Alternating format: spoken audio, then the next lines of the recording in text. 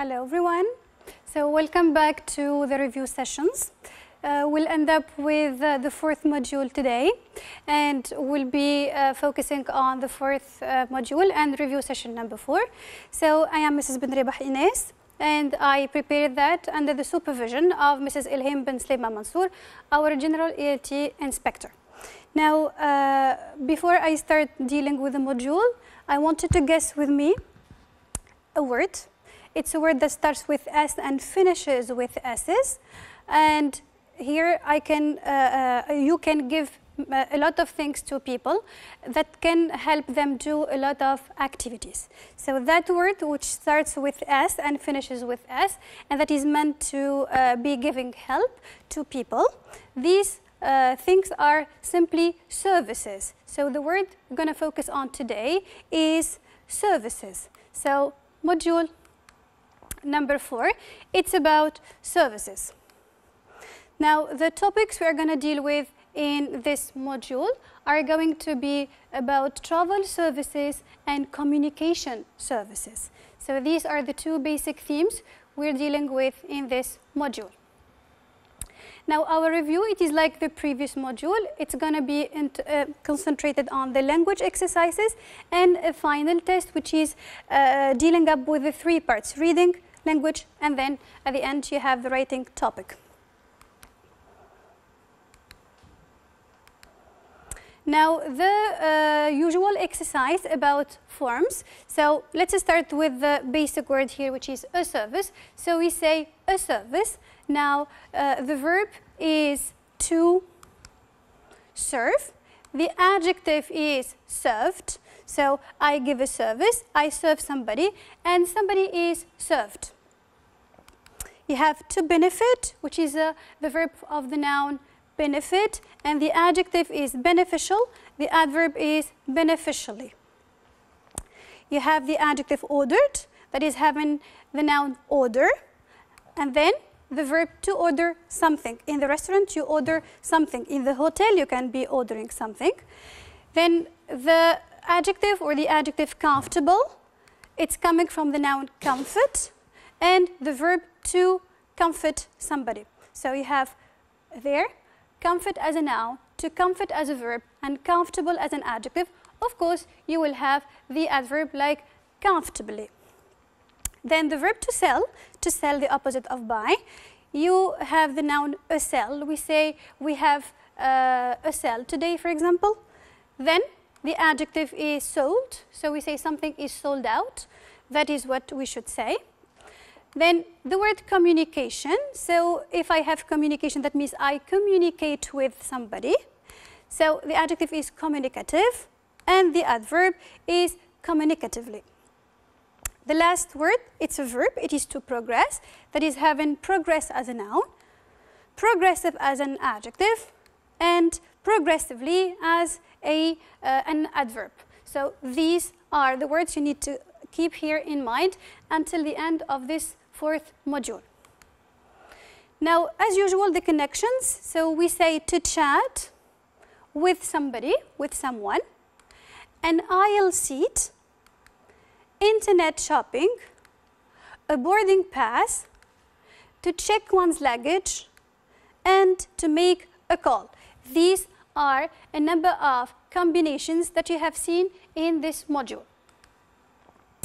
Now, we will insert the needed words in the right place. So here is the list of words that you need to insert: the double-decker bus, a bus station, a website, a swimming pool, and hackers. So let's find out the first answer.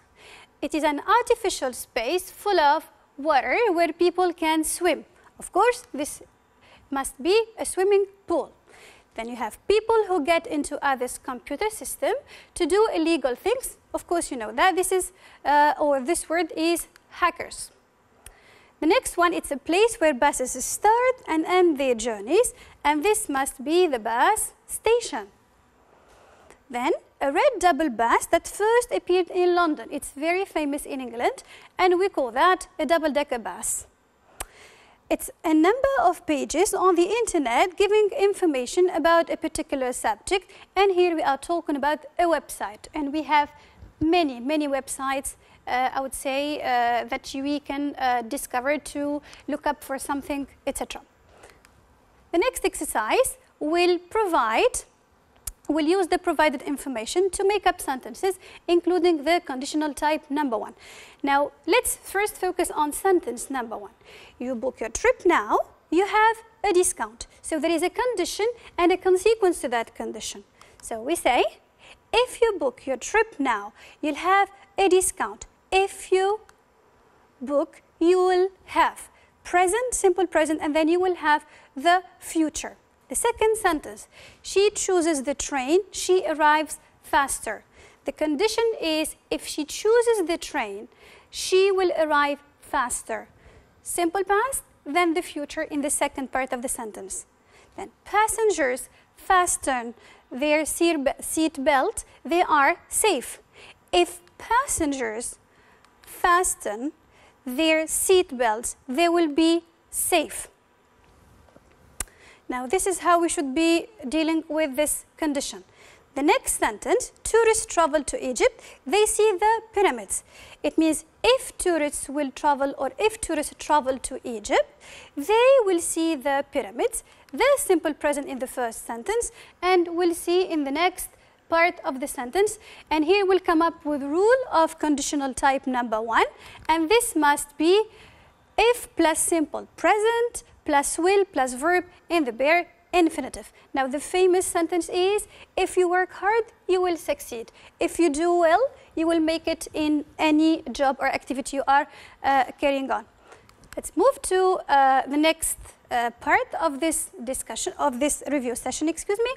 Now, we will deal with an interesting English text that is having 3 main parts. Now, you know, in the final exam, you will have a reading part, a language part, and a writing part. The reading part, it is, I would say, out of 6 marks. The language part, it is out of 8 marks. The writing part, it is out of 6 marks. So, normally, we'll be starting with the reading. Now, how can I do the reading part? Here are a number of questions that can come up to my mind. These are a number of things that can bother me during the exam time. So first, I have to think, if I am reading, so how much time will I allocate to the reading activity? Which strategies I will use to read faster and I would say more successfully? If I will read that text, which type of text, which genre of text I'm reading, and then who is the writer who is doing that? Because sometimes you will have questions about the writer, as we have seen in module number 1 and number 2. Now, if I talk about timing, this is how much to spend on reading, then how to read, genre, what type of text, then writer, who wrote the text, and this is important in some exam questions. Now, here I will give you some answers. If I say reading part, let's discuss first about the genre. So you have tackled 4 main genres: the speech, the story, the article, and the letter. Then the writer should be normally a speaker if it's a speech, an author if it's a story, a journalist if it's an article, and of course a sender if it's a letter. Now, how should I read the text? Should I read it all? Should I read the author, the source, the date? Should I read the questions? I gave you that in the first and second module. You should be reading the whole text in your own rhythm, or on your own rhythm, and then try to concentrate on the message. Don't focus on each word. You cannot make up the meaning if you concentrate on every word. Try to get the global idea, then get the help of any extra information like the author, the source, the date. Then concentrate on the questions and on the exact words used in that in those questions. So what should be answered appropriately, who should be answered appropriately.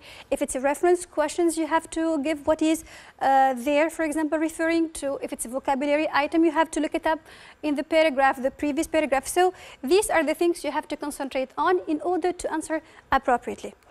So these are the strategies you have to concentrate on, but the things you don't have to do during the exam time, you shouldn't be focusing too much on every single detail, and especially don't leave unanswered questions. It is really a bad thing to do in the exam. Read all the questions and try to answer them all, even though you have some doubts about 1 or 2 questions. Now, as for the timing, how can I do all that in 1 hour? So divide your time. Try to divide the parts. Divide the time according to the parts you have. You have a reading part, so please try not to exceed 20 minutes. Actually, if you go beyond that, you will miss the next parts, which are the language and the writing part. Now let's start our reading comprehension. This is an example of text that you can have in the end of year exam. So starting to read, there are many types of hotels, big and small. Big hotels, which are part of a group, offer guests a standard that does not vary from one location to another. Hotels can be awarded stars if their facilities matched the tourist board specifications. The more stars, the higher the standards. There is also a red star awarded for excellent cuisine. When you stay in a hotel, the facilities are reflected in the price of the accommodation. Many establishments have swimming pools, squash courts, health clubs, gymnasiums, and indoor play areas for young family members. Some of these activities can be used by non-residents, providing they pay the subscription fee. There are hotels with golf courses in their grounds. Some have lakes that are offered to guests who wish to fish or take out a boat to fill their leisure time. A good hotel with a pleasant, helpful staff contributes to making a holiday enjoyable and encourages return visits. Most hotels ask their guests to vacate their rooms by 10 o'clock on the day of their departure. So the staff will have enough time to clean the room, make up the bed, and generally tidy the area before the next occupants arrive. No visitors to a hotel do not usually have access to their room until after midday. So this is our text. This is how we should be reading it, silently, I would say calmly. Try to concentrate on the different paragraphs. Look if you have a title, a source. Here our source is simply an internet link. So let's go to the first question. So tick the right answer. The text is an internet article, a hotel brochure, a tourist speech. This is clear. I already mentioned that in the source you have a link. It's not a hotel brochure because you don't have descriptions, you don't have pictures, and it's not a speech. You don't have ladies and gentlemen. You don't have somebody who is speaking in front of you. So the answer should be an internet article. The second one, it's also a type of questions that can come to you in the exam. So it's a table that you need to fill in with information from the text. Here it's mentioned you have to complete the information from paragraph number 1. So we need to go back to paragraph number 1 and concentrate on the cause and result, or the condition given and the result out of that condition. So here the result is getting more stars. So what happens first in order for those hotels to get more stars? Paragraph number 1. So here the more stars, the higher the standards. Okay? So here if I want to get more stars, I need to have higher standards. Okay? It means I need to offer more facilities that match the tourist board specifications. Then the next cause or condition, it is offering excellent food or offering excellent cuisine. So as a result, what will I have? So in paragraph number 1, here there is also a red star awarded for excellent cuisine. You see? So if I want to get that red star, I have to have an excellent cuisine. So the answer would be getting a red star as a result of offering excellent food. Number 3, let's pick out one service provided by hotels for the young. It means here I am precise. I'm asking you to provide just one service, not 2, not 3, and it must be connected to providing services for young people only. I'll go back to the text. Okay, let's concentrate on paragraph number 2, and here I will try to find out the word young. Here, to play or play areas for young family members. So I have to go back to the sentence that is before. Many establishments have swimming pools, squash courts, health clubs, gymnasiums, and indoor play areas. So you can pick out one of those services and write it in your answer.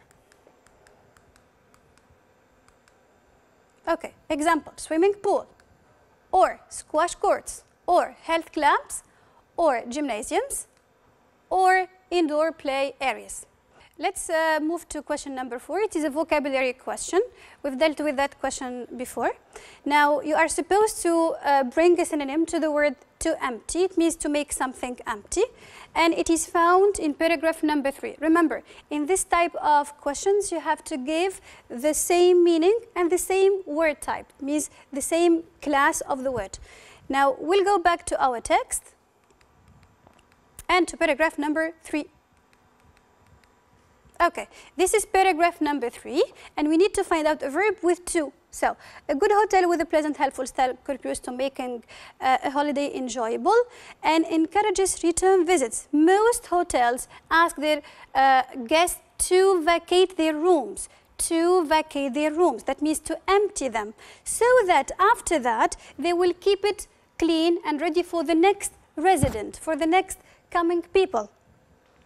So this is the answer. It is the verb.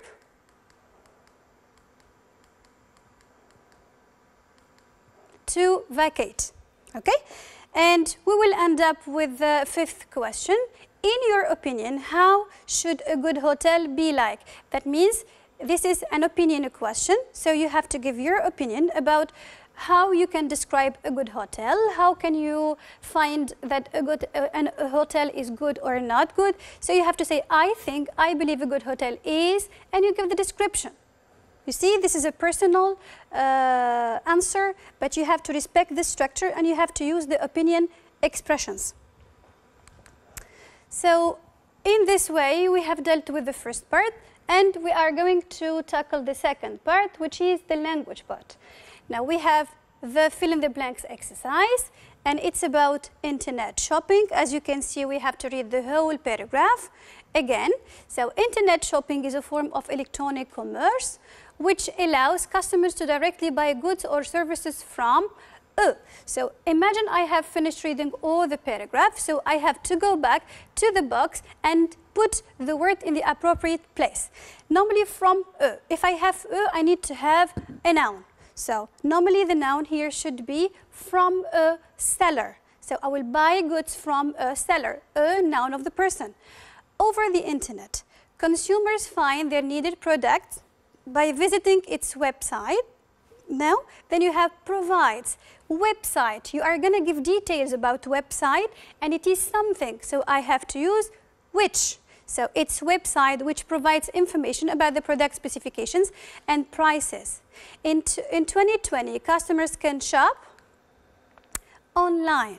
How can they shop? They can shop online because we are having too much technological progress. So using a range of different computers and devices. Computers, plural noun, and devices, another plural noun, including desktop computers, laptops, tablets, and smartphones.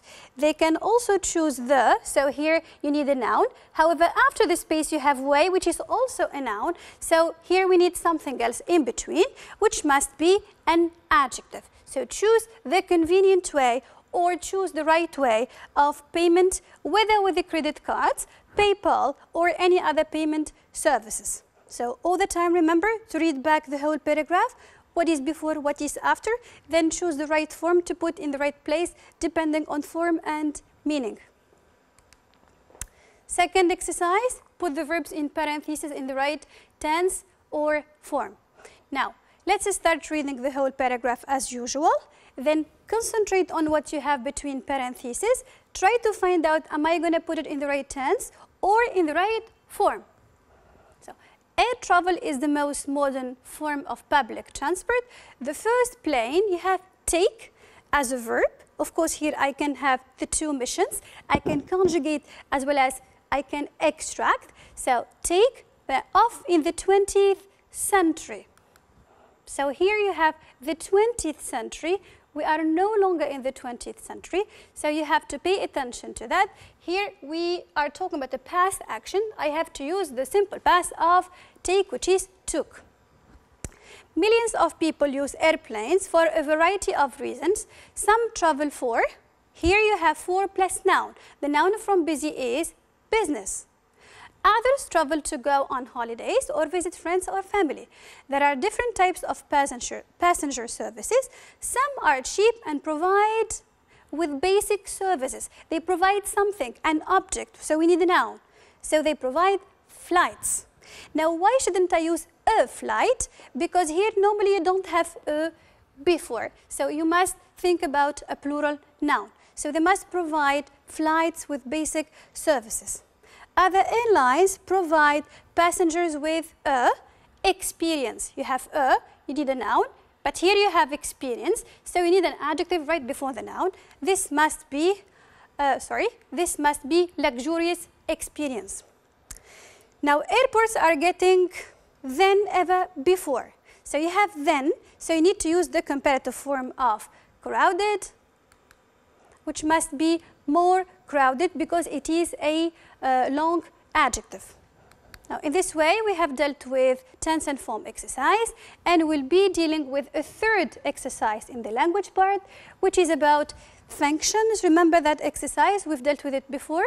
Now, you need to read the whole dialogue and then try to concentrate on every sentence.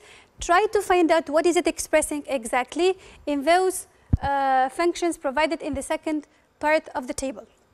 Now, agent, good afternoon. Where are you traveling to? The passenger, good afternoon, to San Francisco. The agent will say, could you show me your ticket, please? It's a question started with could, and that expresses E here, that is making a polite request because it is started with could. That is a very polite way of asking people to do something for you. Then, of course, here is my ticket. How many people are traveling? It's my son and I. Then, would you prefer a window or an aisle seat? That is another question, and that expresses B. It is asking about preferences, simply because here you have the verb prefer. I would be very happy if we can get an aisle seat. I may have to walk him around if he gets bored. So I may, here it's expressing something, it's expressing possibility. So the answer should be D, which is expressing possibility. Then, all right, I'll put you near the restrooms too. So you have I'll, which is the short form of I will, and that is expressing a future intention. Wonderful, thanks. Are you checking in any bags? Yes, this suitcase and my backpack. Let's put them on the scale on one at a time. Please and mind your feet. Mind your feet. That is an expression to say be careful. So it is expressing warning. Now, sure, here is your boarding pass. You are all set. Be at the gate at least 45 minutes prior to the departure time. Thanks for your help. Have a good day. Thank you. Have a nice trip. So normally if you have thank you, that is expressing here thanking, that is a very easy way of thanking people, or that's very easy to find out because it contains the same word, which is thank. Now after that we'll move to the writing part, which is out of 6 marks, as I have told you earlier. And here is our topic, today's topic. Your English pen friend was supposed to visit you this summer. However, with the coronavirus, with the changes, this would not be possible. Write him or her a letter to raise his or her awareness about the risks of the trip and suggest better holiday plans. Now, in this type of exercises, or in this part of the exam, you have to be really attentive. The first thing you have to do is read well the topic. Then underline what you have to write exactly, the genre of the thing you're going to write. And here it's a letter. To whom? The receiver. Who? It is your pen friend. then why I'm doing this, for which purpose, in order to raise his or her awareness. It's not only that, and suggest better holiday plans. So in those two situations, you have to give ideas and you have to use the language that express those ideas. So after reading well, after analyzing the keywords, after doing all that, we'll move to the start of this activity. Now, because it is a letter, it has a special layout. So here you have the address, the date, then you will have dear plus name. For example, if your friend is called Tom, you will say dear Tom, dear friend, dear Kate, if you want, okay? Then the opening should be a very general sentence that can be normally asking about your friend's situation, if you want. So I will say, I hope you are doing well. I wish you, or both you and your family, are doing well. You can start with this because we are suffering from the coronavirus these days.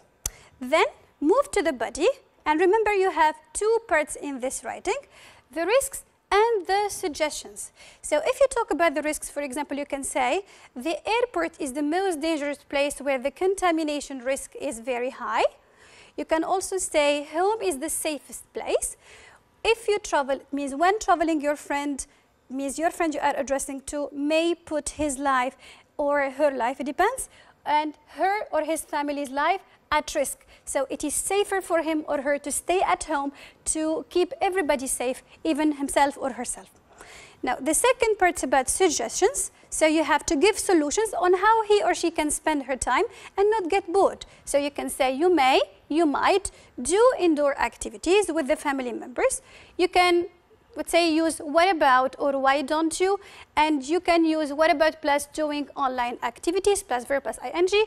Or you can say, why don't you, plus verb. So you can say, why don't you practice your most forgotten hobbies, like painting, like drawing, like playing video games. It depends on what the hobby is. Then you finish that up. Then you say, I am looking forward to seeing you as soon as the coronavirus is over.